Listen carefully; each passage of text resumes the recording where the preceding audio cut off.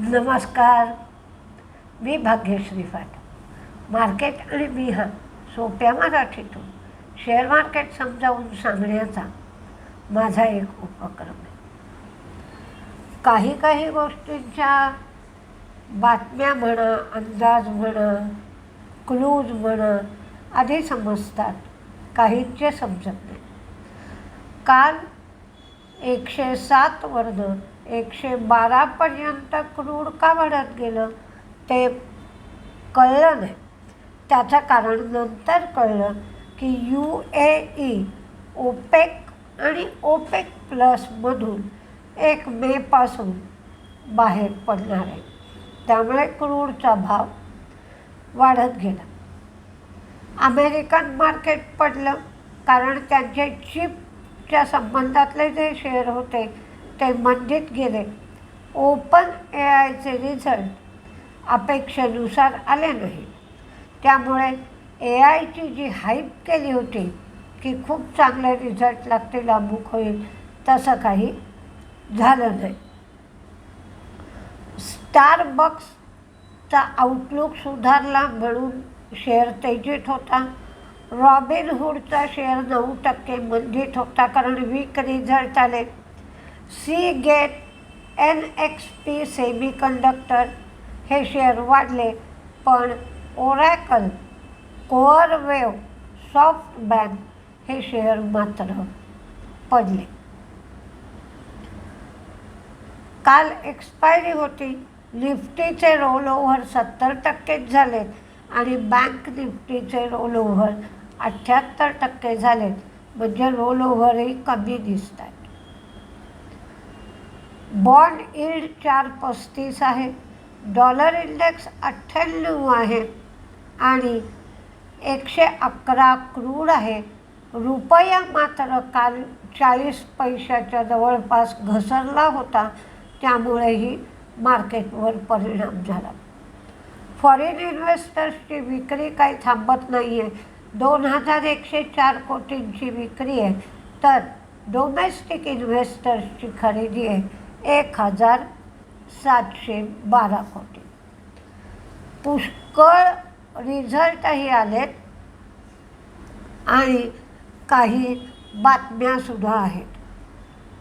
One source speciality यांना Europe आणि USFDA दोघांकडून स्टराईल प्रॉडक्टच्या साठी बंगलोर फॅसिलिटीसाठी सर्टिफिकेट मिळालं आहे. त्यामुळे शेअर तेजीत राहू शकतो. एन्व्हायरो इन्फ्रा, सुयोग ऊर्जामध्ये ते 51% स्टेक 311 कोटीला घेणार आहेत आणि त्यासंबंधीचा करार त्यांनी केला आहे. आता काही रिझल्ट आणि काही बातम्या बघूया. Garden rich ship builders result चांगला आहे. प्रत्येक गोष्ट वाढली. 6 रुपये 70 पैसे डिव्हिडंड, शेअर तेजीत राहील. सनोफी इंडिया रिझल्ट कमजोर आहे, शेअर मंदीत राहील. कॅनरा HSBC त्यांचा नेट प्रीमियम इन्कम वाढला आहे, प्रॉफिट वाढला आहे, शेअर तेजीत राहू शकतो. कॅस्ट्रॉल प्रॉफिट वाढलं, रेव्हेन्यू वाढलं, मार्जिन कमी. स्कीपर तिन्ही गोष्टी वाढल्या, profit, revenue, margin. Star health profit वाढलं, प्रीमियमसुद्धा वाढला, शेअर तेजीत राहील. सिॲटचा प्रॉफिट, रेव्हेन्यू, मार्जिन वाढला, 35 रुपये डिव्हिडंड. पण सिॲटच्या बाबतीत मात्र क्रूडचा भाव वाढतोय.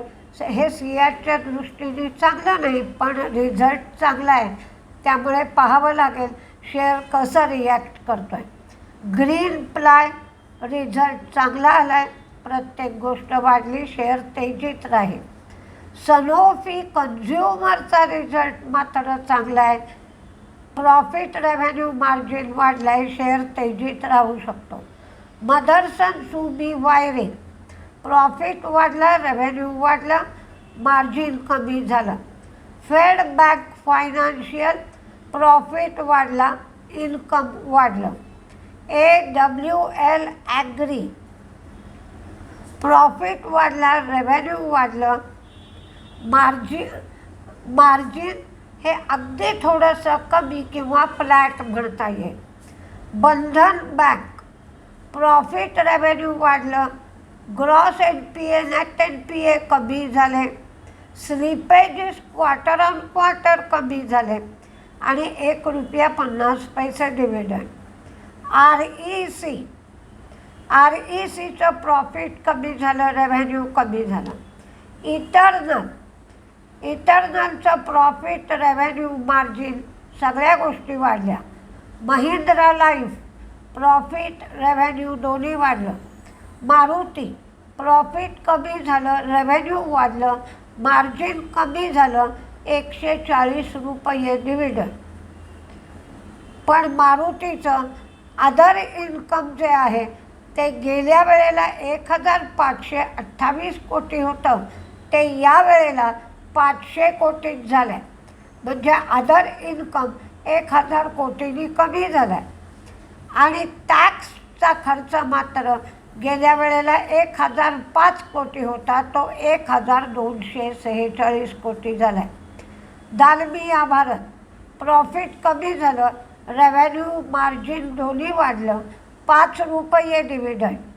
धनलक्ष्मी बँक प्रॉफिट वाढलं, नेट इंटरेस्ट इन्कम वाढलं, NPA कमी झाले, प्रोव्हिजन्स वाढल्या. सफायर फूड फायद्यातून तोट्यात गेली, शेअर मंदीत जाऊ शकतो, रेव्हेन्यू वाढला, मार्जिन वाढलं, त्यांना वन टाईम गेन झाला आहे 12.8 कोटीचा. IFCI प्रॉफिट कमी झालं, रेव्हेन्यू वाढलं.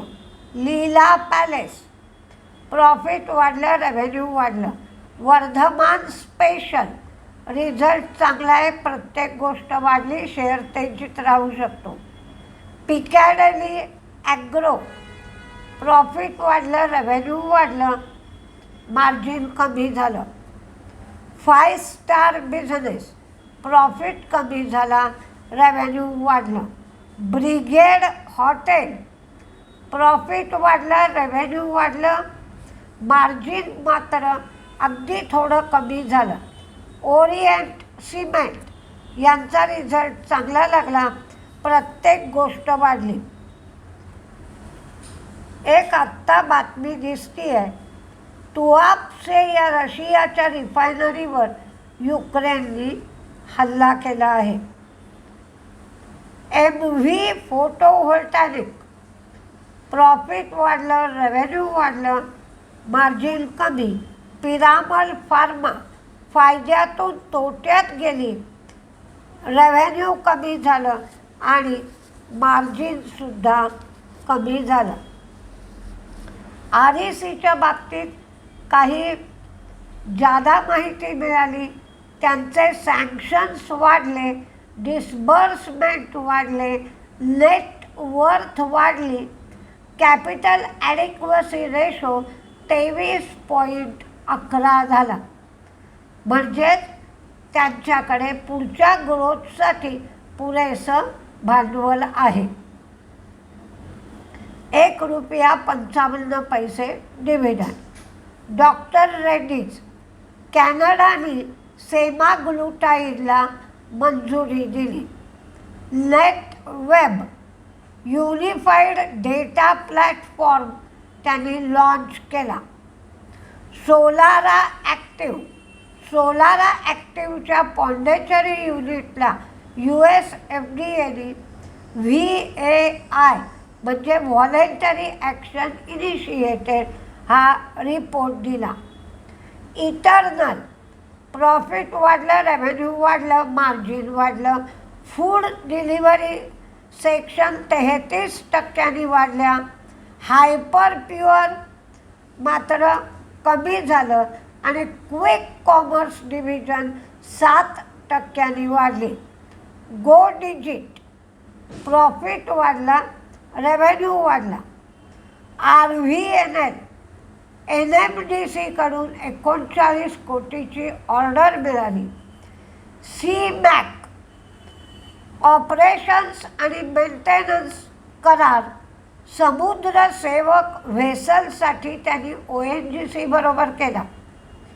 हा करार 2028 पर्यंत म्हणजे 2 वर्षाच्या कालावधीपर्यंत केला आहे. PC ज्वेलर तिच्या आर्मला 4 इथं 1 वर्षासाठी गोल्ड मायनिंग लायसन्स मिळालं. क्वेस्ट कॉर्पला 42 कोटीचा टॅक्स रिफंड मिळाला. BHEL DRDOच्या NSTL युनिट बरोबर त्यांनी करार केला. BHEL आता इन्फ्रारेड सप्रेशन सिस्टीम GTJRSS तंत्रज्ञान वापरून नेव्हल वेसलसाठी विकसित करणार आहे. आता आपण काही कुठले शेअर तेजीत आणि कुठले शेअर मंदीत राहू शकतात, बरेचसे शेअर मी तुम्हाला बातम्या आणि रिझल्ट सांगताना सांगितलेच आहे. तेजीतले शेअर बघूया. Polycab, CEAT, Garden Reach, NHPC, CESC, Bandhan Bank, Titagarh हे तिन्हीही शेअर ज्या निवडणुका दुसरी फेज आजपासून सुरू होती आहे त्या संबंधातले आहेत. Bajaj Finance, Garden Reach Shipbuilders, ONGC, Sona BLW, Fed Bank Financial, Sanofi Consumer, Crompton, Olectra Greentech, One MobiKwik, Bombay Stock Exchange, MCX, Hindustan Zinc, Waaree Energy, Voltas, AWL Agri, Bharti Airtel, Doctor Reddy's, Canara HSBC, Asahi glass,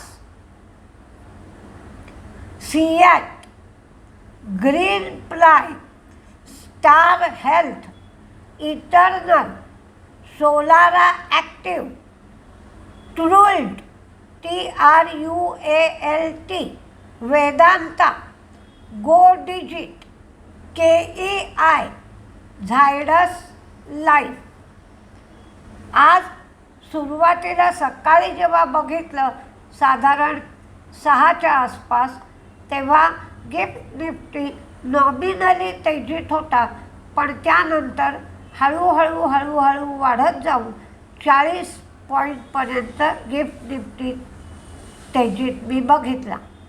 म्हणजेच त्यानुसार बघायचं झालं तर नॉमिनली 100 ते 125 पॉईंट तेजीमध्ये सेन्सेक्स उघडेल आणि 35 ते 40 पॉईंट निफ्टी असा तेजीत उघडेल. कसं का असेना, पण तेजीत उघडेल एवढं मात्र नक्की. नंतर काय होईल ते पाहूया. आणि रोजचं आपल्याला त्या मार्केटचं जे म्हणणं आहे किंवा मार्केटची जी लहर आहे त्याप्रमाणे जावंच लागतं. तसं आपण आपला ट्रेडिंग व्ह्यू बदलूया, बघूया काय काय होत आहे. नमस्ते.